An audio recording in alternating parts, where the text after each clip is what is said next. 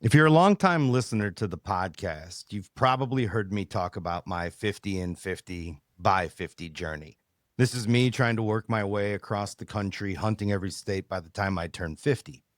The way I like to explain it to people now is it's the way Anthony Bourdain used food to connect to people and places. I'm just using hunting to connect to people and places. And it's not anything at all about the trophies of the animals that I'm after. It's about the people that I collect along the way, the new friends made, and the lifelong relationships that I hope to foster. I certainly picked that up in West Virginia with today's guest and the connectivity of how these are coming together. Jamison Hibbs, who's been on the podcast, the BHA coordinator for the eastern part of the country and a great Indiana guy, introduced me to today's guest, and I'm very thankful for it because not only did I have a great time in West Virginia, I feel like I've made a lifelong friend. I'm Brandon Butler. I'm Nathan Shags McLeod. I'm Charlie Mooney. And welcome to the Driftwood Outdoors Podcast. Now, we are working a little bit ahead because Savannah, my wife, and I are headed to our honeymoon. We'll be in St. Lucia, I believe, when this comes out. And before we get into it, though, by the time this gets released, we'll have the Driftwood Outdoors College Football Showdown. So one of our teams will be in the championship. Will it be Indiana? Will it be Oregon? We don't know right now. But when the podcast comes out, everyone will definitely know. So we're in that awkward staging issue. And I appreciate Paddle Dawn saying he was going to keep it clean in the text thread and not take any shots. But it's a pretty exciting opportunity, not only for the Indiana Hoosiers, but the Oregon Ducks in this college football playoff. And in my opinion, I think this matchup's the championship, that they should be able to, whoever wins this one should roll through and win the whole thing. I agree with you on a lot of points there. For Paddle Don, our resident online shit talker, to come out and say that, we're going to keep it clean, gentlemen. I like that. I'm a little on the neutral ground, although I'm a native Hoosier. I'm from Indiana, but I'm a Purdue graduate. And by rights, I'm supposed to want to see Indiana lose. I don't want that at all. I heard a statistic, I don't know how true it is, that Indiana is the second losingest major college football program in the country. When I was a kid, my friend Angelo Greco, his dad played for IU. He was a captain on the 1968 Rose Bowl team. So that is the last time Indiana had any glory. And the Bear, Mr. Greco, we called him the Bear. He was a lineman, went both ways, could have gone pro, but you didn't make money back then going pro. So he went another way and sadly passed away years ago. So I just pictured the Bear up there in heaven with his fist raised up and cheering on his Hoosiers. So no ill will towards your Ducks because I like them too. But I think this is a team of destiny with Indiana. Yeah, I mean, I can't argue against that. The funniest part about it is the resort, the Jade Mountain Resort we're staying in, doesn't have TVs in their rooms because it's supposed to be like unplug. It's very White Lotus kind of resort of like enjoy nature and the beauty of this island. And of course, the semifinal, the Ducks have never made it this far in the playoff, an opportunity to make it to the championship. I was joking with Savannah saying, I may have to go into town to find a bar and be like, Oregon? Do we know any Ducks fans here in St. Lucia? Now, did you just sent me a little like laughing emoji back when I gave you the solution? Yeah, I'm not going to pack a flat screen TV. Why? Or a super box to go down. It won't weigh. You take a little 19-inch flat screen TV, you slip it in. You got the super box, which, man, super box owes me. They should sponsor this podcast. My God, how many of my friends have those now? Love it. I love it. I'd at least take it, man. In all seriousness, you could plug it in. There's got to be a TV somewhere. And if they're like, oh, sorry, we don't have that, you'd be like, you do now. And yeah. Plug that bad boy in. So you'll have service, right? You can follow along on your phone. Yeah, I'll be able to follow along. But I was even joking because I get back from this vacation. I'm supposed to be back at work the day the national championship is, the 19th. And I've already been texting with my brother who's in Florida because he went to the quarterfinal. He's actually tarpon fishing right now. The guy Really? that always gives us a hard time about fishing Mhm. with guides is out guide fishing in Florida trying to catch a tarpon. Yeah, that's pretty He's just cool. jealous, Charlie. He likes to give us a hard time because how much we enjoy using guides, and all our friends are fisherman guides and stuff. But we're already texting about if they do make it to the championship, going to Miami to watch it. Man, that'd be cool. That'd be cool. So I guess Charlie? we should talk some sport, we've talked sport. Yeah. We probably should do some outdoor stuff. Welcome to the Driftwood Outdoors Podcast, where we talk about everything but the outdoors. So It's all good. We're all big sports fans. Curtis, and that I work with and work for the show there. Both of his son-in-laws are both ex WVU Mountaineers. One playing on the football team, was our kicker for 6 years, Evan Staley.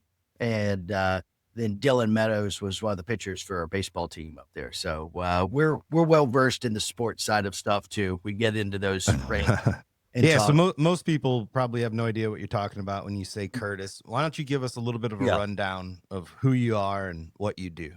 Yeah, so I'm born and bred right here in West Virginia, and so spent most of my life on the river right here, starting off as a whitewater guide and then transitioning to fishing, and have traveled all over the place. And that led me into meeting Curtis Fleming, who has a television show. We've been on the Discovery Channel for quite a few years. In fact, we're shooting the 24th season of Fly Rod Chronicles with Curtis Fleming this upcoming year.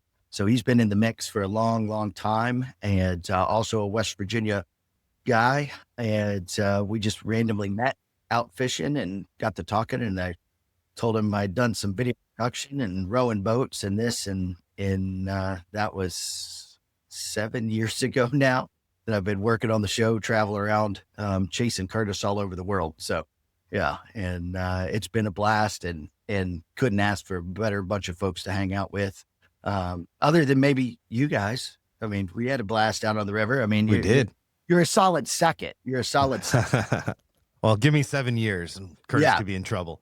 Yeah. When you talk about the river, though, people don't even know what we're talking about. We haven't really introduced this yet. So we're talking about the New River. There's also the Gully River. The area of West Virginia we're talking about is around Fayetteville. But you've been a long time river guide. Prior to working on the show, you moved out west. You did the whole Colorado thing. I mean, you've got a deep history in fly fishing, river rafting. You're a skiboard instructor. You're a snowboard / ski instructor. I think that's what you're doing right now. So yeah, go on and expound a little bit about so I am, we were trying to total out the days, somewhere around 30 plus years working in the outdoor industry. Started working in an outdoor shop that was really kind of one of the iconic shops around for climbing. And at that point, you go to one shop and it had your skiing, your climbing, your rafting, your kayaking, everything was in there. And so I started working with them. And then when I turned 18, I trained as a whitewater guide here at right on the New River here with a company that was North American River Runners that no longer technically exists. We had a lot of mergers through the businesses here, and did that, but always loved snow and was snowboarding way back in the 80s, 90s. And that inevitably led me to chasing snow out west, which is where I really got into fly fishing, and then started just kind of part-time guiding. You're living at that point. I lived in Aspen. So, if you're not a trust funder, you need to have 3-4 jobs to pay the rent. So you do construction, you bartend, you fly fish, and you teach skiing and snowboarding and stuff through the winter. And that led me to still kind of jumping around throughout the nation in places, working, teaching skiing through the winter, and then, rafting, guiding and stuff through the summers. But home is just, it's home. And it's a funny thing. We were just talking with some folks the other day in our kind of little local bar. There was a whole bunch of folks that we'd all went somewhere else, but we are back in Fayetteville in the middle of the winter hanging out. We've moved back home and taken different jobs and stuff. And I joke that Fayetteville may be one of the biggest Eddie out capitals of the world, because you'll be doing all kinds of things, and yet you somehow find yourself back here, and it's just a comfortable and great place to live. I've got 2 boys, so it's a great outdoor scene for having kids, and they've got space to hopefully wear off. And yeah, and so like I said, that's progressing through that and guiding fishing and stuff here. So it led me to meeting Curtis and Fly Rod Chronicles, which now like I said, we're traveling. We'll be driving past you all in Missouri, heading to New Mexico next season a couple times, and I believe Wyoming and some other spots. And hopefully now that we've got some contacts right there in Missouri, we may have to swing out through there and do a little fishing too. Well, I came back from our trip and I told Shags, I said, I got to talk to you. The river we no longer speak of is going to be a river we speak a lot of. I know. So we've renamed our favorite water the river we no longer speak of, and anybody that pays attention to the show knows exactly what we're talking about. But that's the funniest part about it. We don't hide where we're talking about. And I've also, I'm pretty tough on outdoor television, specifically hunting television. But I have loved Fly Rod Chronicles for 20 years. I mean, going back to being an early fly fisherman, that show always spoke to me because it's not just Rocky Mountains and trout. I mean, it's Curtis and West Virginia, and really showcasing the beautiful part of the world that I think gets overlooked a lot. And Missouri's the same way. So when we met, I said, man, that would be so cool to have you guys come do a show, because it's an area that just deserves the recognition that it's not getting. The economic impact that it could have on that area is important. But then again, we don't want anybody else standing in our hole. So it's like, how do you balance that out? And but long story short, we did a podcast with director Sumner's that's out by now, and we had talked to him about it and said, we've got to do a better job of showcasing just how incredible the Ozarks are. I mean, we were really talking about hunting and how so many people drive through the Ozarks to get up to the Iowa border where there is no public land. But I want you guys to come experience what we love, and that's taking off onto the river and camping out overnight, having a gravel bar dinner, a gravel bar camp, and just experiencing what I believe to be some of the best fishing in the Midwest for trout. So I made my plea to Shags, and I think he's on board with it as well. Yeah, I don't think you'd have to twist our arm too hard to go. And honestly, with Curtis and the amount of years he's been at it, I think we're starting to run out of places to go. He's been all over Central and South America and to the Seychelles, and I know we're trying to still work out a trip, I think, to go to Kamchatka to fish there. Obviously, the logistics of that right at the moment is a little complicated. But I mean, we'll go anywhere that there's some fish, and that's one of the things that we talk about a lot is, the show is really more a travel and family oriented show. That's just fly fishing is inevitably the main kind of like little core component that gets us to all those locations. But if you've watched the show as long as you have, you will get to watch, Curtis's daughters get grown up, inevitably end up married. It just kind of tracks through. It's not just a show where we're out trying to showcase, we're the greatest fly fishermen in the world, or this is the greatest lodge, this, that. It's like, we'll go from anywhere from obscure locations to certainly that top star lodge. But, it's about the people and the locations and the fish that are there, and really focusing on that and the experience of it. So yeah, we'd love to get out there and get out on the boat, and you don't have to twist my arm to go out and camp and have a little streamside lunch or something like, that's right in our wheelhouse. Well, I think a lot of shows try to do what you just said. Try not to be just about the glory of the catch or the glory of the kill or whatever, and make it more family oriented. And one of the things that I appreciate about that show is Curtis often isn't fishing. He's truly like hosting, and I like that. And I don't know the guy, never met him, but just the vibe that I get, and then hearing from you, it's like he's a pretty humble dude. And I appreciate that in this space because it's rare. And for him to do that, to like showcase, people in places and let them kind of be the star of that episode, I think is pretty neat. Yeah. Yeah. No, he's definitely that.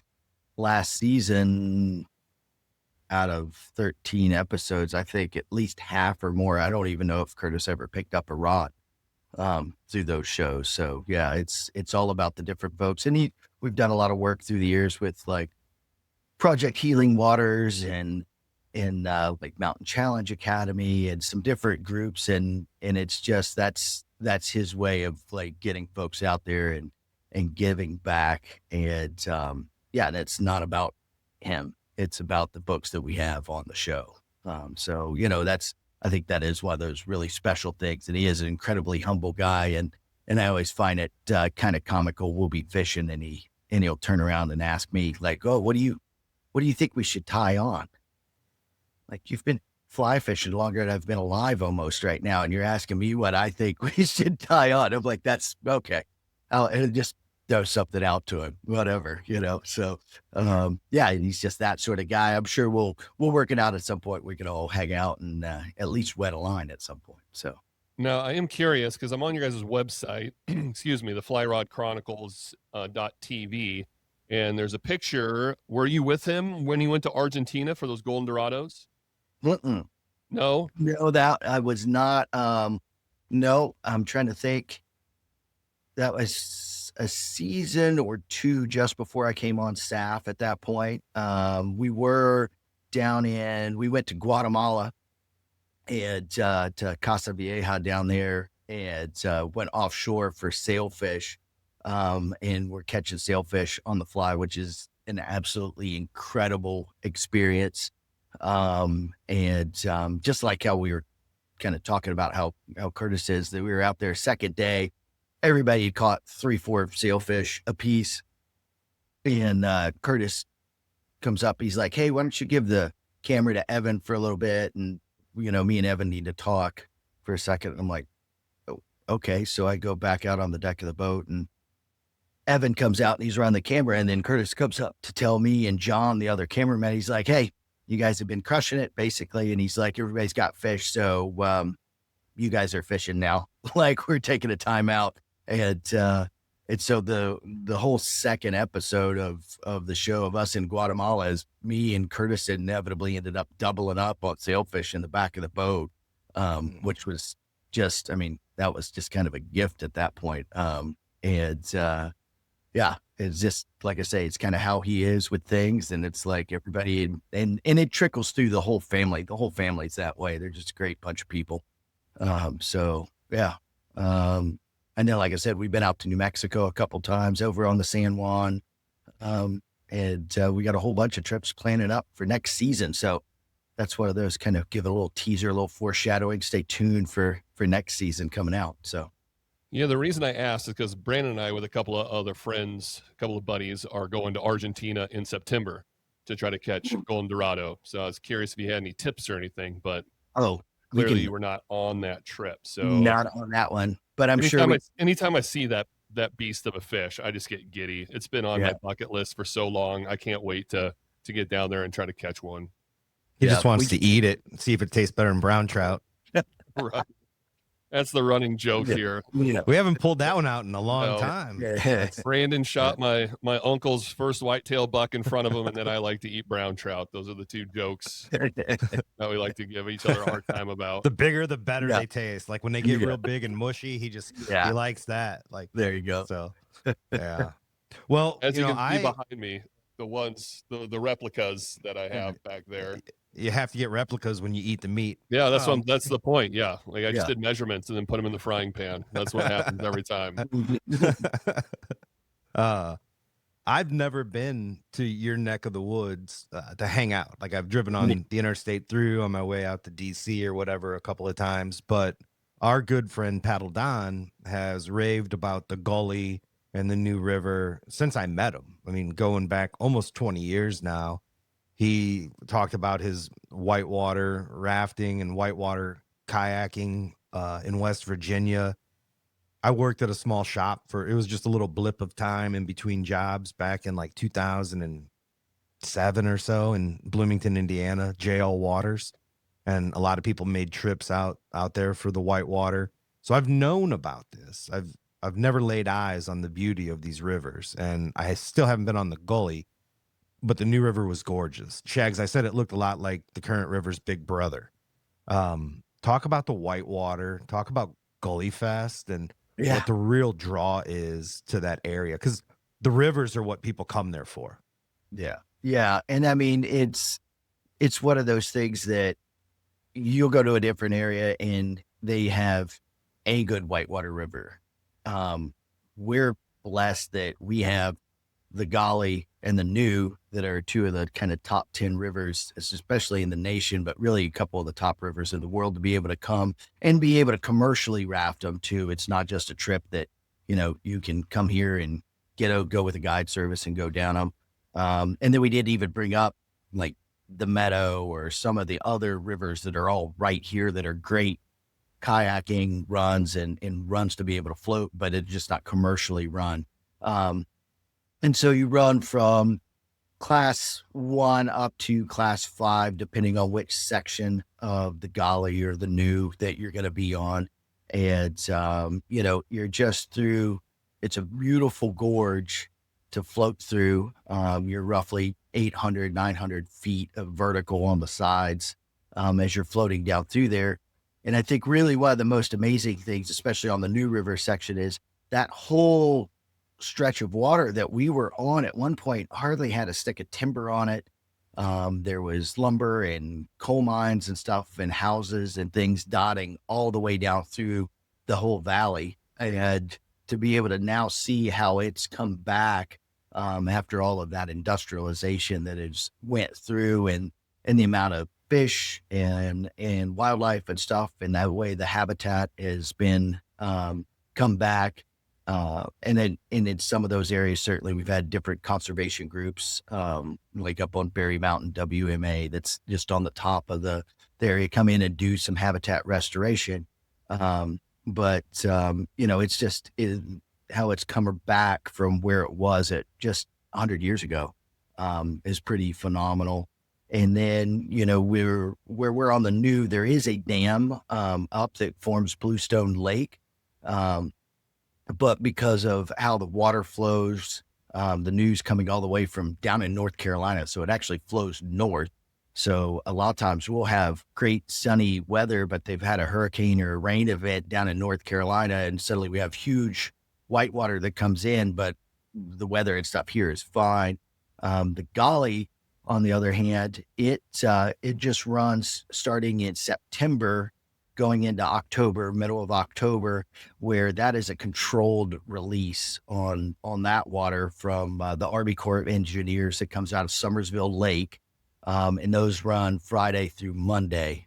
And so that's why partly with the Golly too, it's at the limited run. Sometimes we'll have, spring rain events and stuff. And so the Army Corps will let water out, but you just have to be here when that happens to be able to get a chance on an extra day on the Golly.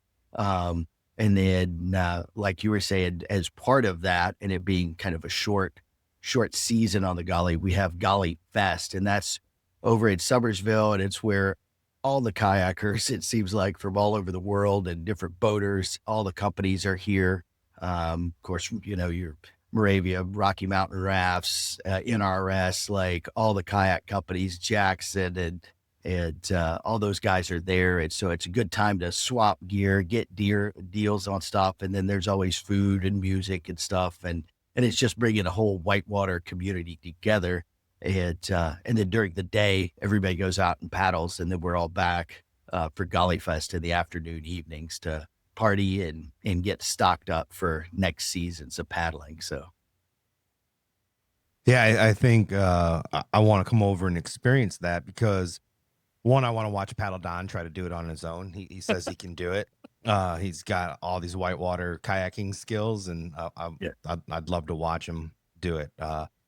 We're not as young as we used to be, so I think that'd be funny. And then two, if you go on YouTube and just search Gully Fest, search Gully Gully River whitewater rafting, it's intense. I mean, when he says it's one of the top places in the world, if you were going to film somewhere to show like how intense whitewater rafting can be, I can't imagine it being more intense than this. So you can do it. You can get on a raft with a commercial guide. You have to wear a helmet, clearly, life jacket, all that, and there's a good chance you're getting knocked out of the boat. But I want to run it. I want that experience of taking whitewater rafting to that level and at least doing it once. I don't want to jump out of an airplane. I don't want to do a lot of the crazy thrill seeker stuff. I always say that death is coming soon enough. I'm not going to invite it in. But that looks like an adrenaline rush that I would pursue. One of the nice things with where it is too, because we floated on an upper section of the New River, which is pretty casual. There's like 1 or 2 class 3 rapids that are there. You have the lower New that you get into that'll get up to like class 4, depending on the water level on that. And then you go over and we have a section that's the lower Gully section, which honestly is probably one of my favorite sections of water here. It's really beautiful. And then you can go to the upper Gully, which is some of the longer, bigger rapids through there. So the nice thing too is if you come here, you can kind of slowly ease yourself into the bigger whitewater. And a lot of times I recommend, if folks have never done it before, to try this trip first, because once you're in there, it's not easy to walk somebody or get somebody back out. You're kind of along for the ride at that point. It's not Disneyland. And so, try this. And if you liked that, then go to this section, and then you can go to the top Gully there and the upper Gully and run it and kind of see if that's still where you want. Now, if you're a complete and total adrenaline junkie, then sure, just go ahead and go for it. But yeah, we're not working our way up to nothing, dude. We're just we're just going. We're going. And some of the pictures are incredible of the crowds that are all just on all the big boulders and the bluffs, just watching people go ripping down through the river. That's insane. Yeah. Can you see Pedal Don in his neoprene waders and with like a boonie hat on, a cigar in his mouth? I have the whole thing in my head the way it's supposed to go down. And he rips down through there. Like, another thing that they've promised, Shags, I've told them that catching a muskie is supposed to be the fish of 10,000 casts. Yeah. And I believe I'm somewhere around 50,000 now and 0 muskies. And Eric, his buddy that was with us, so Eric and Doc were with us, and Lauren. So it was me and Lauren and Charlie in one raft, and Doc and Eric in another. And they were fishing while we were hunting, which we'll get to here shortly. And they said, if you come back and you give me 2 days, you'll catch a muskie. So challenge accepted. Mm-hmm. On a fly rod, or are you going to do traditional? I would just go traditional. I'm not going to get picky on the first one. So I'd go there and catch one on a bait caster and then go back and try to catch one on a fly rod, or go back, or maybe on that same trip. I don't know. But that river, it's not a trout river where we were. It's smallmouth, muskie, catfish, but it's clean and clear. So it's kind of the best of both worlds. Yeah. Well, I guess we can. Oh, go ahead, Charlie. I was gonna say, a lot of the little feeder streams that go into the river have trout, and then, like he said, there's that, and then where Eric is definitely our muskie. He's way into the striper. He likes all the big, toothy, hard fighting fish and all, and so he's you find him on his Instagram there and all. He's got plenty of photos of at least 40 to pushing 50-inch muskies and some monstrous stripers and stuff. He gets at it. And the section we didn't get to go to down on Kanawha Falls, which is when the Gully and the New River meet, it forms the Kanawha River that then goes to the Ohio and then Mississippi. But there's this falls that goes all the way across the river. And so the muskie and the striper and stuff will come in and they push the bait fish up against that. And so we'll go out and fish and through there. And it's a blast because you're throwing in and you're throwing, great big glide baits or different soft plastics and stuff. And it may be a muskie. It may end up being a big striper. There's some other things, big bass and drum and things in there. So it's just, you're throwing it up into the froth and just waiting to see what grabs on. Got me excited just thinking about it. Like, what are we doing around here? Let's get out there and do this. Yeah, man, we need to spend more time there. It's like the Ozarks on steroids, and it's an easy drive over. I mean, if a few of us piled in, we could pick Paddle Don up on the way. You go right through Indianapolis on the way out there, and it's about a 9-hour drive. So if we did a few shifts, everybody drives a couple hours. We're there before you know it. I hope it's a place that becomes a regular in our stops. So let's go ahead and talk about the hunt. It takes trust to be able to just say, this is what I'm hoping to do. And somebody you've never met before is like, I'll take care of everything.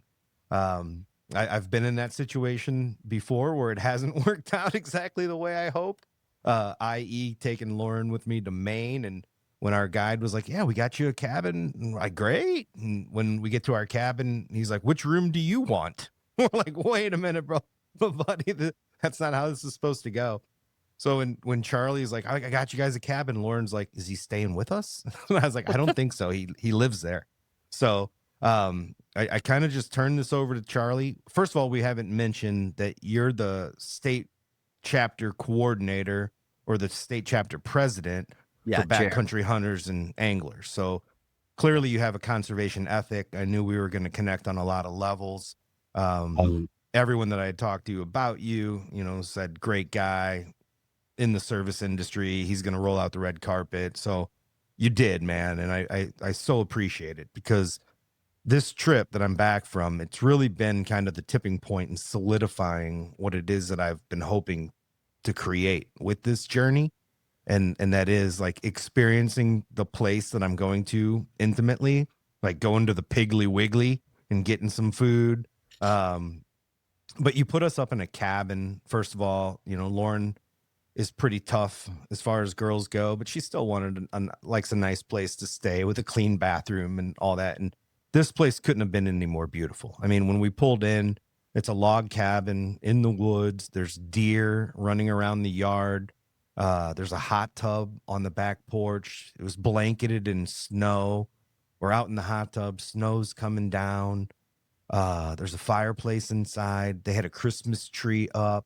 It was just beautiful. So let's give them a pretty good shout out. What's the name of the cabins? Because I highly recommend staying there if you get out to this area. That is Country Roads Cabins. And those guys, it's that one that you stayed in is kind of one of the bigger ones. So there's multiple rooms and stuff in there, but they even have tree houses that you literally go out over a hanging swinging bridge to get out there, and it's bolted in and perched up into the trees.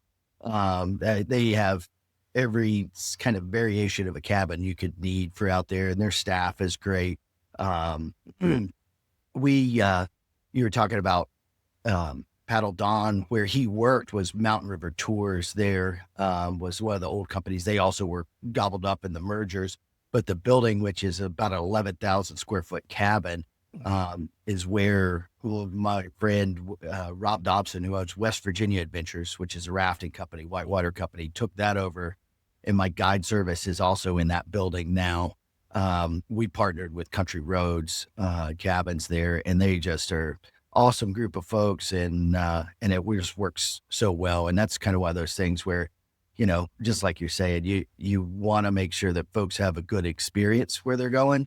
And those folks out there do a heck of a job, and everything's super clean and organized, and they keep really good care of all their buildings and stuff out there. Yeah. When you stay in a place that you pay money for and you want to clean it to like live up to the expectations of the people that own it, you're like, man, how clean did we get it when we're leaving? Because it's just so nice. So highly recommend the cabins to anybody going to Fayetteville, to that area. We're actually by, do you pronounce it Hico? It's Hico. Hico is where the cabins are located. Maybe 10 minutes from Fayetteville. Yeah. So yeah, highly recommend. Beautiful cabin. That was a great start, man, to pull in and be like, okay, we're off to a great start here. And then when we met up with you guys, the rafts, the Rocky Mountain rafts. So Shags and I are both big into rafts. I had the Pack 14 river raft, 1400. You know, I was running a big raft. Most people know that went up in the fire. So we moved on to Smithfly, which is really no longer in existence.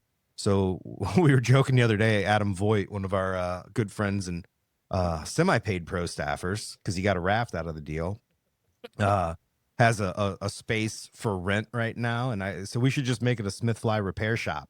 So we could probably service all these people complaining in forums that they can't get parts or can't get their rafts fixed. Because I think between the three of us right now, if we used our 3 rafts and combined them into one, we'd be operational again. We have one working raft between the 3 of us. We'd all have to take parts of what's still working. Yeah. Mine doesn't have a floor now. And I thought, well, you know, the tubes are still good. Try rowing a raft without a floating floor in it. Like, let me, I almost abandoned it on the side of the river and just walked back to my truck. But anyways, so you had kind of the sports car of rafts, which is similar in size to what we're used to. Yeah. Doc and Eric were in that one, and then you, me, and Lauren were in one of the bigger rafts. So why is Rocky Mountain Rafts located in West Virginia? It's the whitewater. And so one of the guys here, you didn't get a chance to meet him, but he works for Rocky Mountain, Bobby Bauer. Actually, we both worked for the same company 30 plus years ago.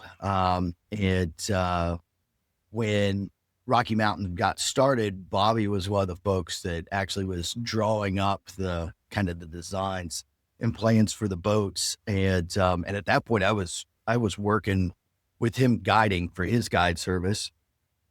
And so we kind of were at the very start with Rocky Mountain, and I've run them ever since. And for the price and the quality that you get with the boats and in all the different designs that you can get, they have some that are certainly a little more whitewater oriented. We like running the 14-foot with the drop stitch floor, which is great because you don't have to put a solid floor and add that weight to the boat. For folks who aren't familiar, the drop stitch fabric, it's the same system that they use for like blow up paddle boards. So it makes a real nice, solid, flat floor. It can hold a lot of high pressure in it when you inflate it. So you can really kind of pump it up pretty tight and solid. So we run those. And that gives us plenty of room for coolers, gear, everybody to be able to spread out and be a little more comfortable. Now, the smaller boat that they're making now is the roll cast. And that thing is like an absolute little Ferrari to row around and to move. And, you know, if you get into some tight water, 2 folks can hop out and you can literally just pick it up and go over whatever you need.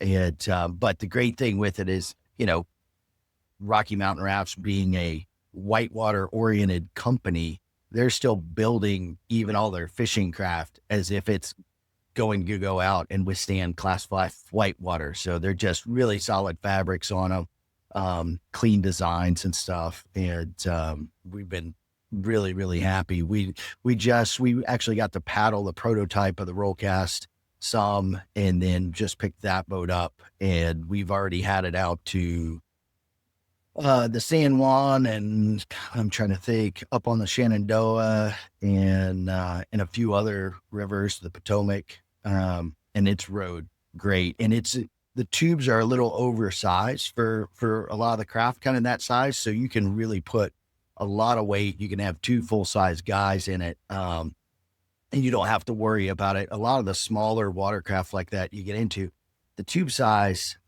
isn't there. So you don't have enough float and inflation, and you start putting a bunch of gear and some extra guys while it's meant to be able to go in skinny water. You find that suddenly you're not drafting as high as you would like. So you're just sticking on stuff. That little Rollcast boat, you float really nice and high, even when it's loaded. So we've been really impressed with it. Love it. So I may be able to make a phone call and get you guys moving in the right direction with the right watercraft. We'll see.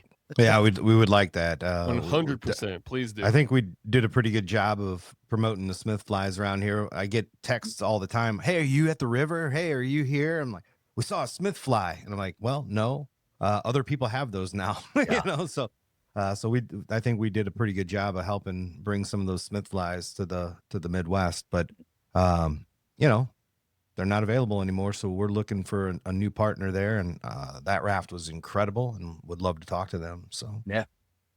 So what I wanted to do in West Virginia was to go squirrelishing, and people are like, "What is squirrelishing?" Well, if you go back 20 years, which is hard for me to believe, I published my first newspaper column in 2006. Now I got to make it all the way to September, I guess, for the anniversary, but it'll be 20 years in September that I started writing my newspaper column. Haven't missed a week yet, but one of my early heroes in that was a guy named Bayou Bill Cyphers. And I found a picture the other day. I'm going to put it up on our Facebook because I had a mustache before mustaches were cool again. I had a mustache when people were like, shave your mustache, dude. Like, what are you doing? And I'm on Bayou Bill's deck on the north side of Indianapolis, looking over the west fork of the White River. And he talked to me about how when he was a boy, or maybe a teenager, his family was living through the Great Depression, and fishing and hunting were truly a means of putting food on the table for survival. And efficiency was important. So he would go to the Muscatatuck River and fish and carry his 22 along with him. That way, if a squirrel was available, he would opportunistically shoot the squirrel while he was fishing. He said, so I guess I was squirrel hunting and fishing. I called it squirrelishing. So it's a combination of squirrel hunting and fishing, and I've wrote about it a number of times. I talked about Bayou Bill and that. He died not too long after that. He was the founder of the Hoosier Outdoor Riders, which I've been a president of. Paddle Don's been a president of. So it means a lot to me. And I wanted to include a chapter in the book about squirrelishing and Bayou Bill, and how fishing and hunting has always been an opportunity to provide.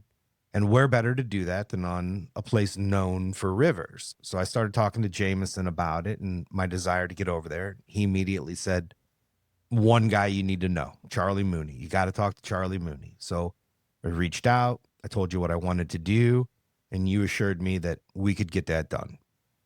So we meet up. We're at the boat ramp. Your friends, Eric and Doc, show up.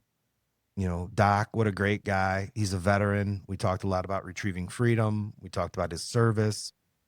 Grateful to Doc for not only his service, but sharing his story.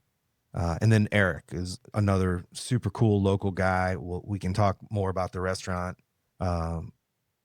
Pints and Pies. It's Pints and Pies, right? Not Pies and Pints. Pies and Pints.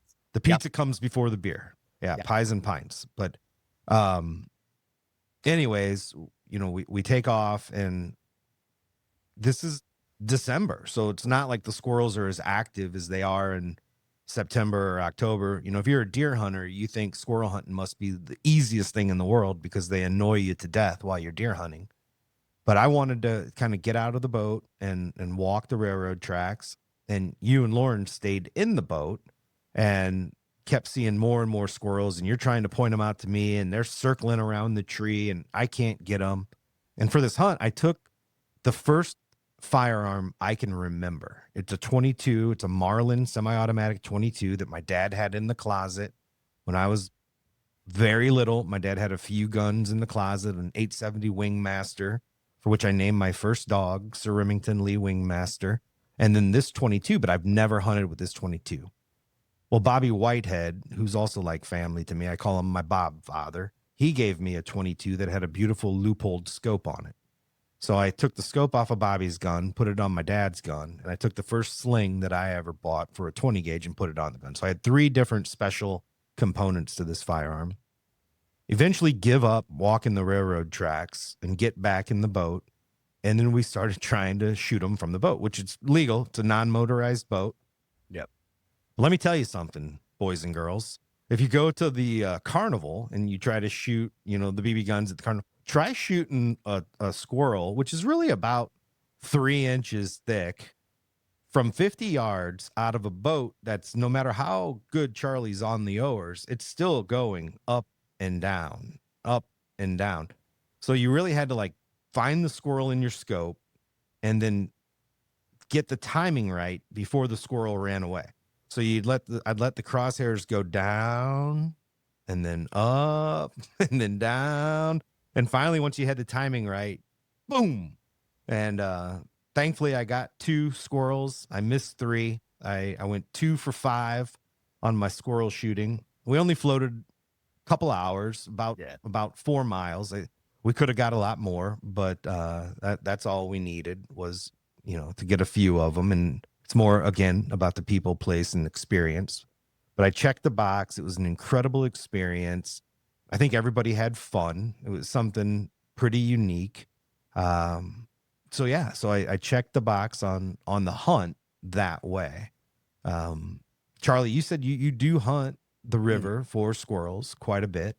What did you think of the experience? Yeah. It's always fun to get folks out and like you said, that you mentioned carnival, it takes you back. Like I've watched folks who will be out and trying to hunt and suddenly that you'll see that smile and the excitement. It's like, oh, it takes squirrel hunting to a little bit of a different level a lot of times for folks. And it is, even on a dead calm day, we had a lot of wind that day, so we had some chop with it. So, but even on a dead calm day, when you get in the eddy and trying to get up towards the shoreline and having the boat steady, it takes a little bit of the marksman to do it. Your trigger plays a big role in how good your trigger control is and stuff when shooting from the boat.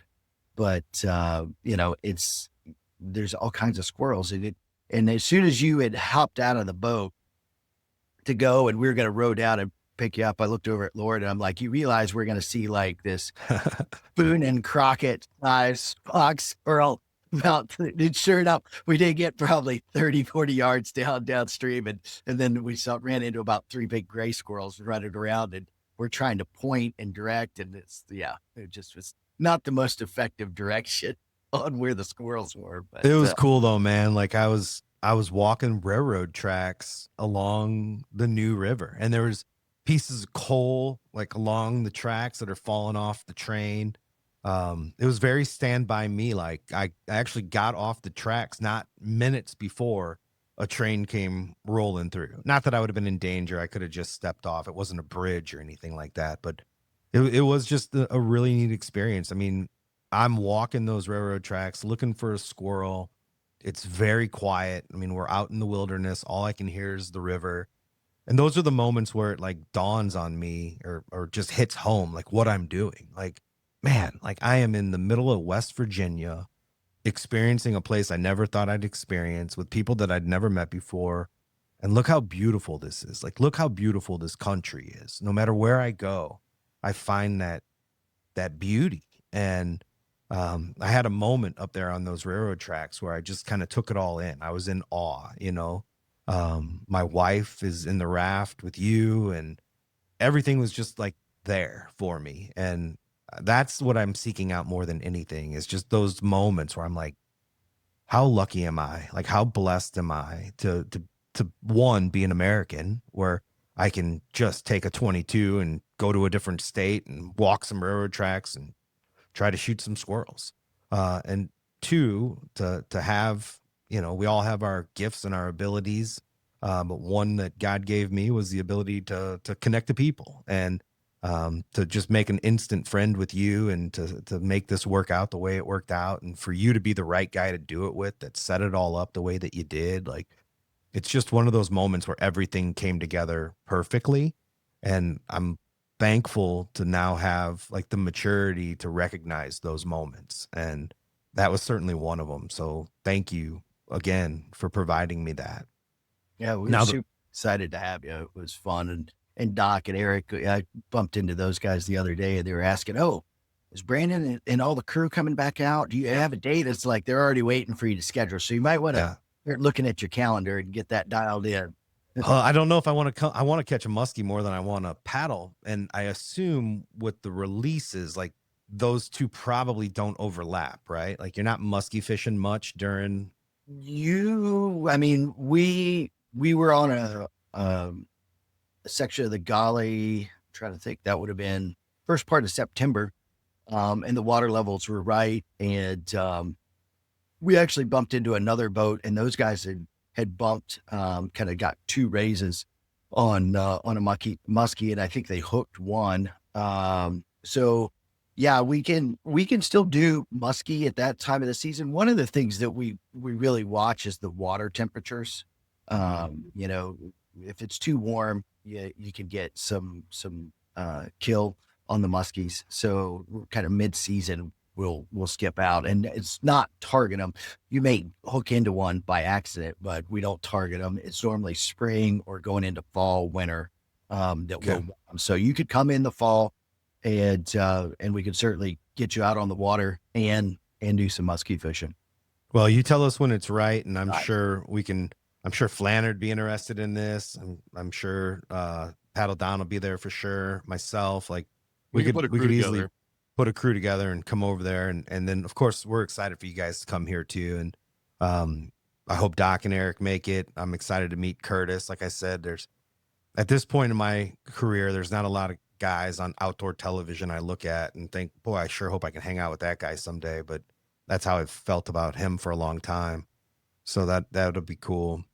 So we complete the mission, if you will, and get some squirrels. Now, I did want to eat the squirrels, but we were pretty limited on time, and I'm not ashamed to say that I didn't eat them. I gave them to you, which again goes back to my theory on hunters or providers for their community. And at that moment, we were all part of the same community, and those squirrels, I'm sure, did not go to waste. Yeah. You said your boys wanted to eat them, and I wish I'd have had more time to do so, but I cut the tails off.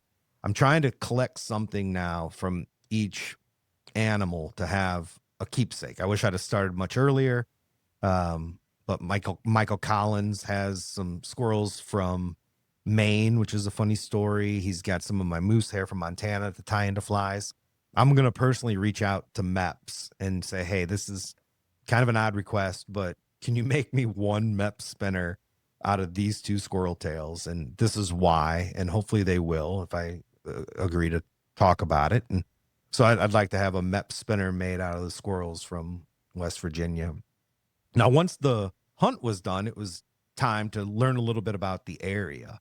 And Lauren is big on the national parks, and Annabelle got her an amazing Christmas present. It's this little like interactive map where you get to put a tree into the map on every national park monument that you've been to. And the New River Gorge is the newest national park in the country. Talk about how special that is to the area. Yeah. So it's the newest national park, and it's the National Park and Preserve. So there's certain sections where we floated above us was one section, which is the Grandview area that is national park.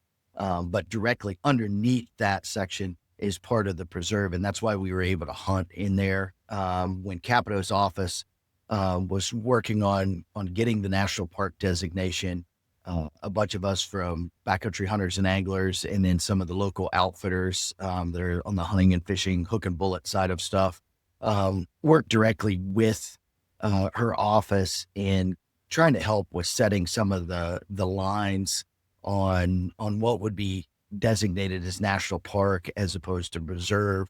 And so they did some really nice things for us and gave us some concessions. There's about a 300 and some acre section that's right outside of the town of Fayetteville that remained as part of the preserve. That way, kids getting off of school or somebody just getting off of work, there's an area that you can easily get access to without having to travel. And then there was a section that we floated by where it used to come down because it originally was a state park that got developed into the national park. And it kind of made a weird arbitrary line and section that you would have walked into national park in the middle of all the preserve. And so they opened that section up. So once you're down in that section of the gorge, you don't have to worry about accidentally walking into the national park section. You're in the preserve and you're able to hunt through there. And so we've certainly seen a very large uptick in folks coming in because of the park designation, which this area was obviously already quite the tourist destination around here because of the whitewater side of it. But certainly the rock climbing is also phenomenal here. If anybody likes to rock climb, the New River Gorge, if you haven't heard of it, you've probably been living under a rock. So that area, and over towards Summersville Lake, which is above the Gully, which is where it comes in, there's a bunch of climbing there. So, and that's part of the recreation area that's part of the national park that goes up the Gully, up through there, and it continues up part of the meadow and all. So because of that, we have a extraordinary amount of public land right here that is great for being able to get out and recreate and hunt and fish on.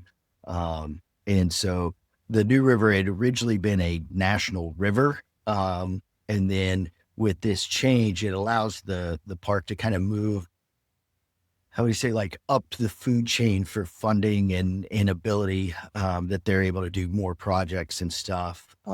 I know I believe, going to be working on a bunch of the boat launches. I think maybe adding a potential boat launch or two is rumor. So in that sense, especially for us who are out on the river, it's been a big help on that side of things. And the bridge is clearly a big draw. I think many people would recognize the bridge if they saw a picture of it. I was just Google searching it. I was like, holy, look at that bridge. Yeah. So Shags is always telling me like, hey, post pictures while you're on these trips. He gets on me about social media. And one, I don't like doing that because I don't like people knowing I'm not home. I don't like that, especially if my daughters are here without me or either of them. But I also like coinciding it with the release of the podcast. So with this podcast coming out, if you go on our social media page, there'll be a bunch of pictures of this. You can see the bridge. But we got an unbelievable show the day we saw the bridge because it was snowing. Everything was covered in snow. I mean, just gorgeous, the photos that we got. And Laura and I got to stand on the kind of lookout there at the National Park office headquarters, went through the whole beautiful visitor center, saw the timeline of formation. Boy, does that make you feel small when they talk about like how that gorge was created. And it's like, for 250 million years, this was going on. For 100 million years, this was going on. 3 billion years ago. And then it's like, and for the last 15,000 humans have been in this area. So it's pretty crazy. But so that was a huge draw. That was amazing. And then just Fayetteville itself. So we mentioned Pies and Pints. It's a chain now, but it started there. Just a gourmet pizza, wings. And when I say gourmet, I mean it. Again, I'll post some pictures, but first class pizza joint. And Eric runs that, has run it for 20 years or so. So I think they treated us pretty well in there. Went to the tourism bureau, met the lady there, hit a couple of little shops in town. And Lauren's takeaway was like, and not in a bad way at all. I mean, she's like, I get kind of a hippie vibe here. And I think by hippie, it was more just kind of appreciation for the outdoors and the land and the earth and farm to table food and organic this and, grass-fed beef and man, love me or hate me. Like, I like that stuff. And she does too. And I think most people do. And we kept talking about how if only more of that vibe could move into Eminence, Missouri, and that area of Missouri. And if those people that like the county council from Shannon County could just take a trip to Fayetteville and see what it looks like and see what the economy could be like if you just truly embrace tourism with the same sort of resources, with these beautiful rivers. But alas, we're not there. Yeah. It could be though, man. And it was like, it was just reaffirming to me that like, okay, this is what it could be like if the resources were embraced and appreciated for what they are. Because it's just a beautiful neck of the woods, man, that you live in, and you're such a great ambassador for it. We got one of the Tudor's biscuits. You said we had to get one of those. We didn't get to go to that one fancy sandwich shop restaurant that you wanted us to go to, but that's a reason to come back, I guess. But the people, the food, especially the cabin, the time on the river, the hunt, the anticipation of coming back, all the things we didn't get to do. I mean, we haven't even talked about what you're doing right now. I mean, you're a snowboard, ski, mountain manager right now. People are coming over there to ski and snowboard. So there's just so much to do in the area. And man, I'm so thankful for how it worked out and how much this is what I want. I want to leave a place with the desire to go back, but knowing I can't until I've gone and done all these other things.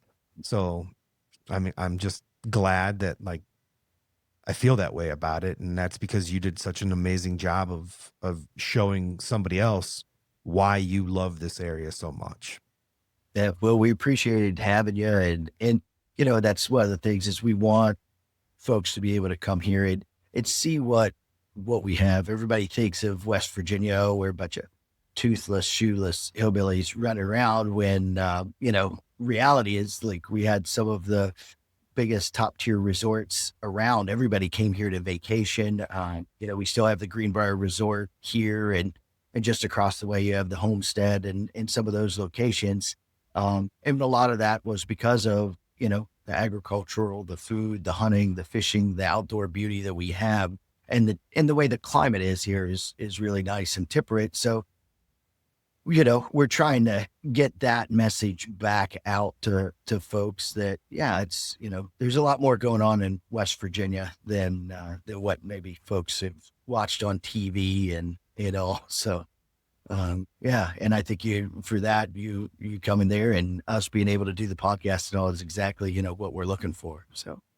I mean, I was just shocked with how beautiful it is. I grew up in Oregon, and it was funny. Brandon was out there doing that, and I was like doom scrolling like through Facebook Reels, and there was a bass fisherman, and the caption had said something like "fishing the new river for smallies," and I just read it as a new river. I'm like, well, what river are you on, dude? What new river? And that kind of giggled, like, all right, maybe he doesn't want to share it with us because I'm the same way. We call about the river we no longer speak of. So I keep going. And then it wasn't even like 2 minutes later, Brandon sends a picture going on the new river. So now I'm on the internet searching where the hell is the so-called new river? And then you start looking at pictures of it. It just reminded me so much of, I was like, I thought he was going out east. This looks like it's out west. And it's just beautiful out there. And the riverways and everything, it's incredible. I like what you said. I probably had some misconceptions of West Virginia myself. I mean, I've always been familiar of the Appalachian Trail and possibly doing that one day, but man, I would have never thought of it being like a fishing type of destination. But after having you on here and doing some research while we're recording this, like I am all in on going out there. Yeah. And what's ironic is it's one of the oldest rivers in the world. Yeah. It's not new at all. Like complete oxymoron with it. So yeah. Yeah. I mean, and as far as going back, I mean, I'm very much more interested in going back to whitewater raft and fish. But that being said, there are reasons to go back and hunt as well. They have a good quail population, like a wild quail population there. And more than anything, the bear hunting. I would like to go to West Virginia and bear hunt eventually. And Charlie said that's something that we can do pretty easily there too. That's awesome. No shortage of bears, certainly no shortage of deer, depending on where you're at. And, you know, it just depends on how difficult do you want to make your hunt on it. You know, you can, I fill my doe tags normally just almost sitting on my back porch, having a cup of coffee. Now for that buck, if I have to put in a little more work, or if you're wanting to be down in the New River Gorge itself or something, that's, it's more like, hunting for goats than deer. So which Brandon, we saw a few did up the hill when we were out there. So yeah. We weren't 5 minutes into the float and I could have shot some deer. I was like, dude, what are we doing? Like after squirrels, like I couldn't find a squirrel, but there's deer just like mountain goat climbing up this mountain. I was like, if we shot one right now, it would roll all the way back down to the river. We wouldn't have to do anything but grab it. So it was pretty neat. Yeah. Lots and lots of reasons to go visit Charlie in West Virginia. And speaking of Charlie, what's the name of your guiding service? So it's Vandalia Outfitters. We have a new website. There's a splash page up right now, but we should hopefully have our new website up here in a few weeks. Otherwise, folks can always find me off of Instagram or Facebook or reach out. I'm sure they can find us through Fly Rod Chronicles too and get a message over to me that way. So now, are those your personal page or your personal pages? Your personal those are personal pages right now. I want to make sure I get it all right in the show notes and everything too. I'll have links in there for even the country road cabins and the Rocky Mountain rafts and all that. We'll have all the information in the show notes as well.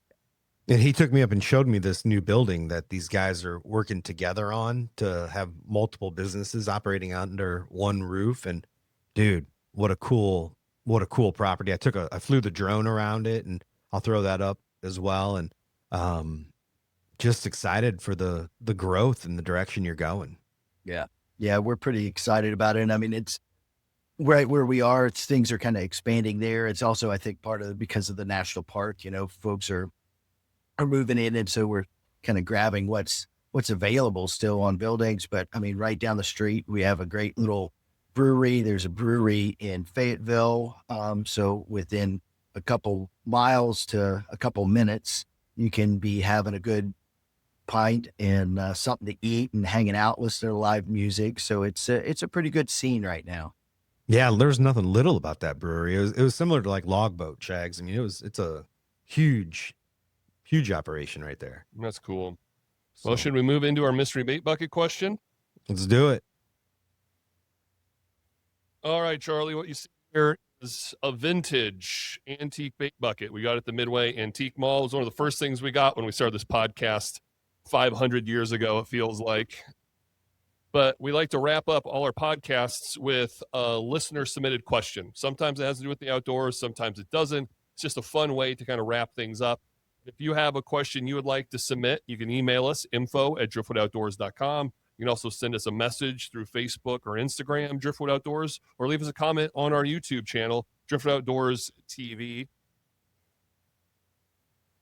This one comes from Tony Douglas. What's a mistake you made outdoors that ended up changing how you see humility? Oh, boy, that's a good one. Dude, winter steelhead fishing back home. That's the first thing that pops up in my head. Like trying to cross rivers that I knew. I'm 6'8", so I kind of like, I'm tall enough to get across.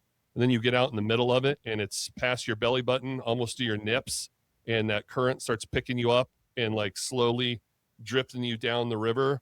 And I've had a couple of very close calls to where I probably shouldn't have made it. And now as a grown ass man, almost reaching 50, like I don't mess around with big water, big current, cold weather, like trying to cross stuff that I know I shouldn't be crossing. My mom listens to this podcast. I'll probably scare her. There were some very close calls where I was afraid I wasn't going to come back. And that big water, cold weather, waders, it can be scary sometimes. That definitely taught me some valuable lessons. Yeah, I'm in your boat with it's amazing any of us lived through the 20s, through the teenage years and 20s, but I went out to Colorado north of Steamboat solo on a mule deer hunt with a trad bow. I wanted to be by myself in the mountains. It was very much like Lord of the Flies.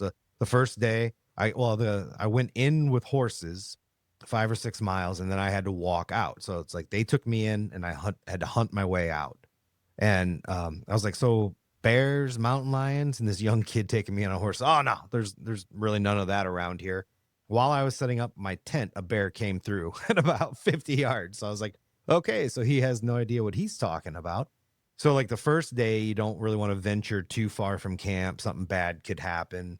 By like the third or fourth day, I was just a feral animal out there, and I just ventured too far, and I got into this herd of elk. Even though I didn't have an elk tag, I was following them. I was observing them. It was amazing. They were bugling, and they just led me in a direction I didn't intend to go. And then all of a sudden it started getting dark, and I thought, oh man, I really don't know how I'm going to get back. And I started just following trails, like not man-made trails, game trails. And I was to a point where I was prepared with no blanket, no nothing, to just try to sleep in the woods. It was going to be freezing. And somehow some guy was out there bow hunting elk, and I saw a flashlight bouncing, and I yelled for him, and I went over and found him, and he got me back to my drainage. And from that I could find my tent. But I thought for sure I was going to have a sleepless, frozen night. No real safety equipment, no way to probably make a fire. So I learned a lot in that experience. And I was very thankful for that fella who happened to be from Missouri. I have a picture of him. This is when I still lived in Indiana. No idea who this dude is. I've showed the picture to a few people. I should post it on our Facebook page and see if anyone knows who this guy is. 20 years later, that saved me in the mountains of Colorado. He's probably one of Clay Newcomb's friends, because they had mules. They had mules. That's all I remember. They had mules. I got a picture of the guy. I got a picture of the guy on his mules. So that was a pretty cool experience. How about you, Charlie? I would say, that anytime you spend enough time outdoors, you're going to find different things that humble you. But I would say one of the things was when I was early on as a guide, I had went through all my training. I was running trips and had been doing really well. Never had any problems, no stuck boats, no real big flips or crashes or anything. And it was a real low water year on the new, and coming into a little rapid that, isn't even on the radar on things. You just don't pay attention to it. And I'd run it clean multiple times, and I'm coming through and randomly bump one little rock, which kind of set me up and slowed me down. And I catch the next rock, and then I just pinned my whole boat. You can imagine.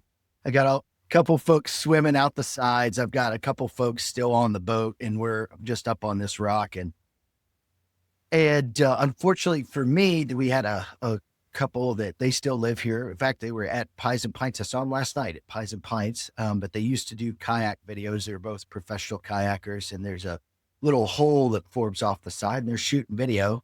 And then I watch as that camera spins to me with me and my boat pinned, and now I'm having to make my guests get on the backside of the rock, jump into this eddy as we're trying to hook lines to it and get my boat unstuck. And it was, for me, I think that was one of those humiliating parts that it's like, and nobody got hurt. Everything was fine. But you just can't take for granted the power of the water or the weather or what's around you. And no matter how good you think you are or something or experienced, it can still come up and swat you. You don't make the river gods angry by being cocky, or they will set you in your place in a hurry. So, Yeah. Mother Nature's undefeated. Yeah, definitely. All right, guys. Final thought, the final cast of the pod. Well, I just was blown away by West Virginia. As Charlie said, you kind of have a vision in your head due to the media, the stories, it's so decimated because the coal industry is, taken a hard turn. But the people have adapted, and I'm sure that comes with just the type of people that live there, tough mountain people. They've adapted, and tourism really has been embraced, and people like Charlie being ambassadors for it, and the town of Fayetteville recognizing it, and talking to the lady at the chamber, the tourism bureau. So excited just to have a writer, podcaster in town, and so kind and so nice.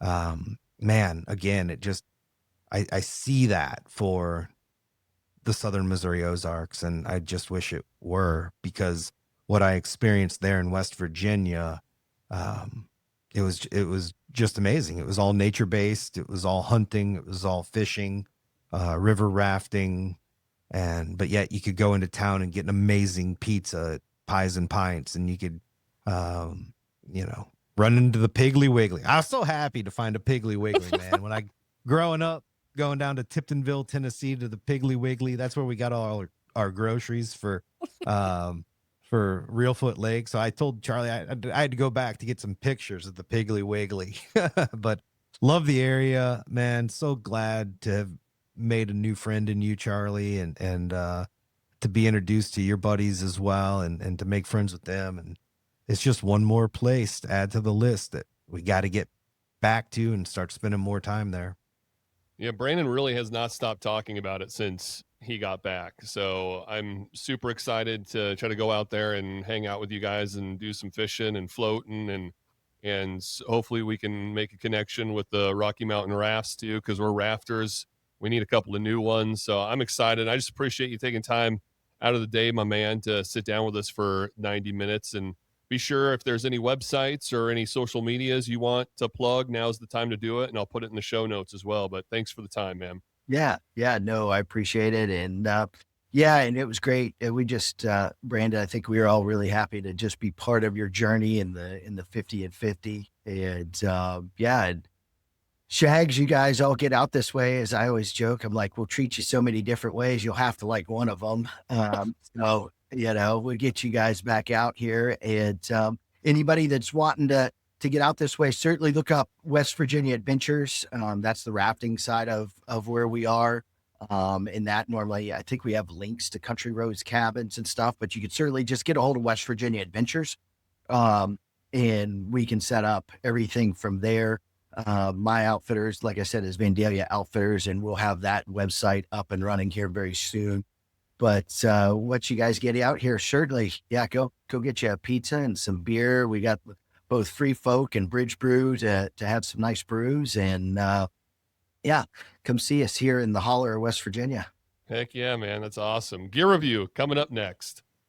End of the podcast, the beginning of a gear review. Brandon, what are you reviewing for us today? Well, this one's pretty special, man. I was gifted a book by Lauren's grandmother, her Mimi. The book is titled "God Must Be a Fly Fisher: The Drift of a Lifetime." So this is the book. I just got this yesterday. I've already read it. It's a short, easy read. The back says, "What if God isn't distant, but standing with you in the river?" So I thought it was a timely one for this podcast as well. In God Must Be a Fly Fisher, Daniel Bryant takes readers on a journey where faith, water, and wonder all meet at the confluence of story and scripture. Through vivid personal experiences and timeless biblical reflections, this book explores what it means to find God just not in church pews, but in the casting rhythm of a fly rod, in the hush of moving water, and in the sacred silence of creation. Very meaningful for me. Anybody that pays attention to the podcast has, probably witnessed some of the evolution in my faith and the journey that I'm on. Not something that I'm trying to rush through, or certainly not talking very publicly about it. This will be the most I've ever said about it.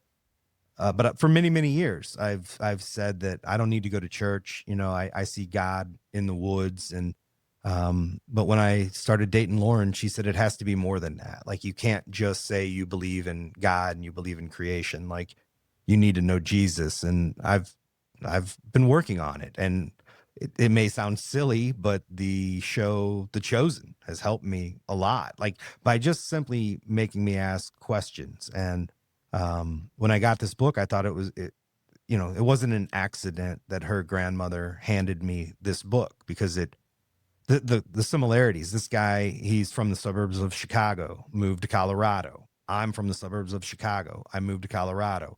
We both fell in love with fly fishing.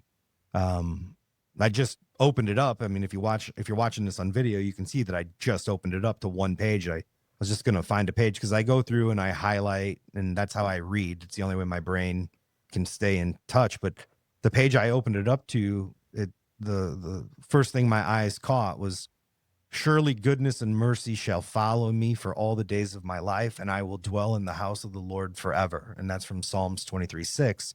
And then right after that, it says the ultimate drift. And here we are doing Driftwood Outdoors Podcast. We talk about life and the journey, and how Rudy Raceline, we connected so much over his philosophy on the movement of rivers, and how rivers never stop. They always find a way around the obstacle, and they always find a way. And it says, the eternal flow of grace, goodness and mercy in your wake, home always ahead. And to me, that's a river, and the river is right now metaphorical for life and how we're all on this journey. We can't stop it. We're being pushed down river. If you try to go upstream against the current, you know how hard that is. I feel like I spent most of my life trying to paddle upstream against the current, maybe against God's will. But anyways, this book, God Must Be a Fly Fisher. If you're like me, if you have always known that this planet, this world that we live in is too beautiful to be an accident, but you've never really had much direction, and you find God in the wilderness, I think you'd like this book. So there you go. I should have went first. Mine is not nearly as divine or spiritual as that. But well, I hope your mom likes that one. I hope she will, like, 100%. She's like, Brandon, you're doing good, Brandon. You're doing good. I grew up in the church. My mom's a God-fearing woman. I went to a private Lutheran college, so I'm with you. But I would agree. I feel like I've had better connections or had moments with God more outdoors on a river or in the woods than ever sitting in a church pew. So I can completely relate to the title on that. I mean, since it's the new year, everyone's doing these New Year's resolutions. I want to get back in the gym. We all know last year I was on a health and wellness journey, down a bunch of pounds, getting healthier, and I actually upgraded gyms. So that was going to be my gear review. I went from Planet Fitness to now here in Columbia, we have a Wilson's. We got a couple locations, and man, I love this new gym. They got dry saunas, steam rooms, pools. So I can do a little bit of everything now. I do my workout, throw my kettlebell around. I mean, I'm going to pat myself on the back. I can't tell you the last time I jogged a mile, and I did yesterday. And I could have kept going, but my pre-workout makes me have to pee all the time. So I had to get off there and just go to the bathroom.